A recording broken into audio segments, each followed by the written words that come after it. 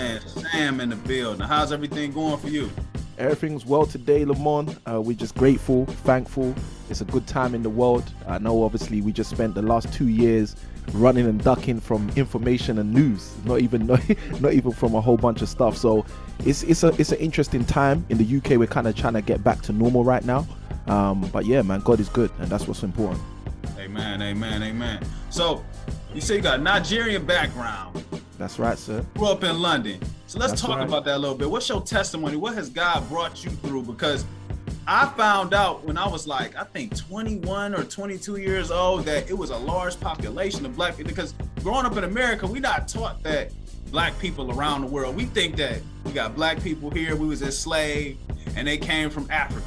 But it's an entire group of black people spread out across the whole world. You got black people in Australia, you got black people in Ireland, you got black people in Russia, black people in South America. So let's talk about it. Yeah, that's right. So where do I start, with the testimony or the diversity of the world? Like, the thing that's interesting is, you know, in the UK, we're taught quite a lot about kind of the black culture in America, and I think that's because of land mass. So in the US, you guys have got so much land compared to, like, you know, England or the UK. The UK is a small island. So as a result, we end up hearing about places like the US and how so many of us black folk ended up there. And obviously a large proportion of people who are in the US, they ended up there in terms of being black through means of the slavery and that process. My family is originally from Nigeria. So my dad, he decided to come to the UK when he was like in his early 20s. And, you know, he, after settling here for maybe like a year or two, he then flew back, got my mum.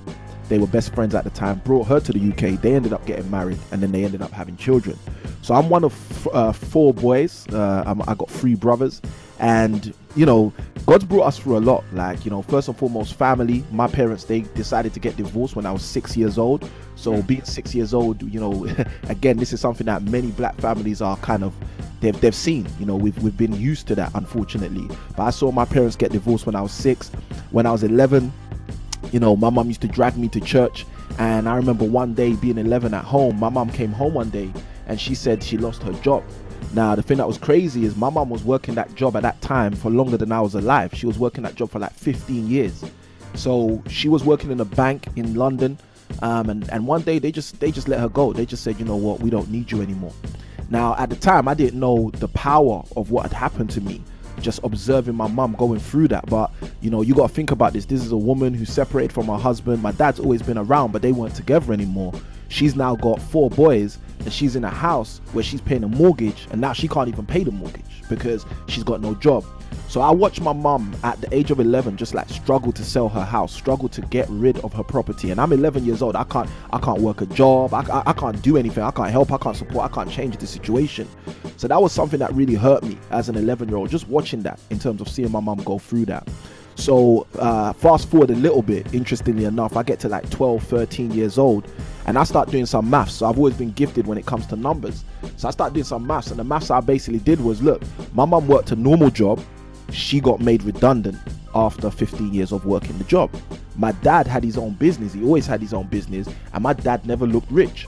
So my kind of questioning at around 12, 13 was, what am I going to do? Because everyone's telling me go to school, you know, get this degree, that degree. And when you get as many degrees as possible, you can move forward from there. But I'm looking at my mum, who did everything that they're telling me to do. And, you know, at the drop of a hat, some guy says, oh, she's the name on the list today. And he got rid of her. I'm looking at my dad. He's his own man. He's his own boss. And I'm looking at him, and it's like, hold on a minute, daddy, you don't look rich. So the simple maths for me was I needed to find a solution. And in East London, where I grew up, you know, no, you don't have to look far, but on the streets, you got a lot of young black youths who are driving nicer cars, who look like they're living life with their bracelets, the jewelry, and all of those things. So I got swept up into that world. You know, I saw that world, and again, this isn't because of ignorance. This was because of misguided intelligence, and this is an important thing to share. But that's what I was suffering from. I was suffering from misguided intelligence. I was so intelligent, able to work out that the job, the normal job, wouldn't work for me based on what happened to my mom. also deceived to think, oh, my dad didn't look like wealth, so therefore he didn't have wealth, so I assumed having your own business didn't work.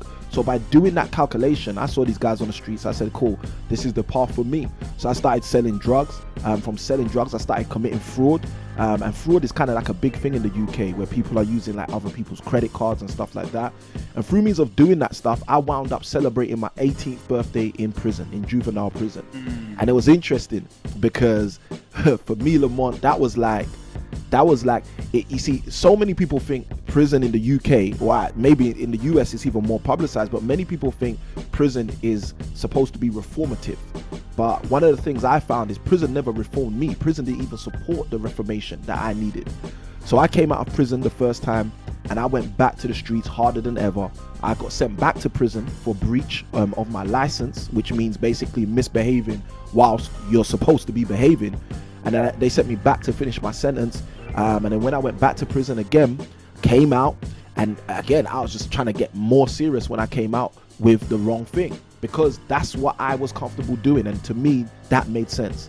So my older brother says to me one day, hey bro, listen, we're going back to college.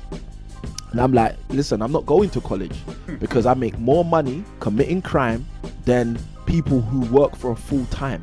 So why would I go back to college? Now, if you know anything about the African culture, there's this saying, I think it's in the way you guys will say it in the US is, you don't have to ask me twice. So what basically happened is, he said it to me the first time, I said no, he said it the second time, and I knew what would happen if we got to a third time. He'd basically beat me. So I said to my older brother, all right, cool, we'll try this college thing. And that year, I believe that year was 2004. But long story short, I was 19 years old and my whole life transformed. Like God, the way I say it to people is God kidnapped me that year. You know, so that year I enrolled in college. I was on an advanced course to get into university. But in that year, you know, God took everything away. You know, the relationships that I was in that I shouldn't have been in. You know, the habits, smoking, you know, smoking cannabis, God took that away. You know, the dodgy dealings in terms of the crime I was committing, God took that away.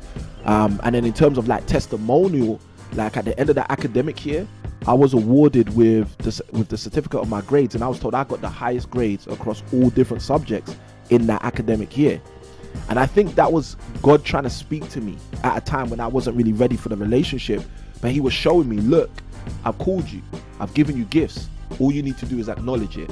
And that was my problem at that time. I hadn't acknowledged it. So this is why I used to utilize those gifts and had, as I shared earlier, misguided information. So it's all about being aligned and understanding what God's really like speaking to you and how he's speaking to you, because some people think, he's only like, we speak to each other with our mouth. So some people think, if I can't see someone with their mouth moving, they ain't speaking. But we don't realize God speaks through circumstance because he's bigger than that. God speaks through conversation because he's bigger than that. God speaks through anything because he's bigger than that. So if you are humble enough to believe that God is bigger than any situation, then you know God can speak to you through any situation. So yeah, that's a bit about my testimony.